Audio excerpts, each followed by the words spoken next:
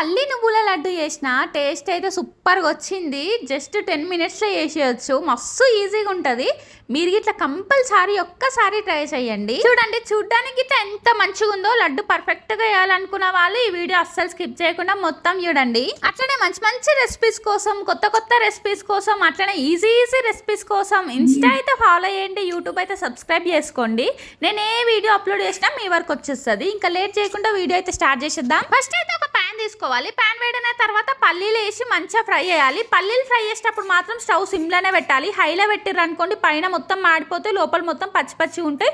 లడ్డూలు అస్సలు టేస్ట్ మంచిగా ఉండయి. ఇప్పుడు ఈ పల్లీలను పక్కన పెట్టేసి అదే ప్యాన్లో నువ్వులు వేసి ఒక 1 మినిట్ వరకు ఫ్రై చేసి స్టవ్ ఆఫ్ చేసేసి పక్కన పెట్టేయాలి. అట్లనే పల్లీల పొట్టు గిట్లా తీయాలి. సగం పల్లీలు తీసినా సరిపోతుంది. ఇప్పుడు మిక్సీ జార్లో నువ్వులను వేసి పౌడర్ వేయాలి. అట్లనే పల్లీలను గిట్లా వేసి పౌడర్ వేయాలి. రెండింటిని కలిపేసినా ఏం కాదు. ఇప్పుడు 2 పౌడర్లను ఒక ప్యాన్ వేయాలి. చిన్న కప్పు కొబ్బరి తురుము వేయాలి. అట్లనే ఇలాచి పౌడర్, స్వీట్ కి సరిపోయేంత బెల్లం తురిమి వేసి మంచిగా అన్ని కలిసేటట్టు కలపాలి. చూడండి, ఇట్లా మంచిగా కలిపిన తర్వాత దీంట్లోనే 2-3 స్పూన్ల నెయ్యి గిట్ల వేసి మళ్ళీ ఒకసారి కలిపి కొంచెం కొంచెం పిండి తీసుకొని చిన్న చిన్న లడ్డూలు లెక్క రౌండ్ గా చేసిర్రు అనుకోండి, మన పల్లి నువ్వుల లడ్డు అయితే రెడీ అయిపోతుంది. అట్లనే నేను చేసిన వంట నచ్చినా లేదంటే నా వాయిస్ నచ్చినా కామెంట్ మాత్రం పక్కా చేయండి. ఒకవేళ 2 నచ్చకపోయినాయి అనుకోండి, మీకు ఫాలో అండ్ సబ్స్క్రైబ్ చేసుకోండి. ఓకేనా? బాయ్ అందరికి. మళ్ళీ నెక్స్ట్ వీడియోలో అయితే కలుద్దాం.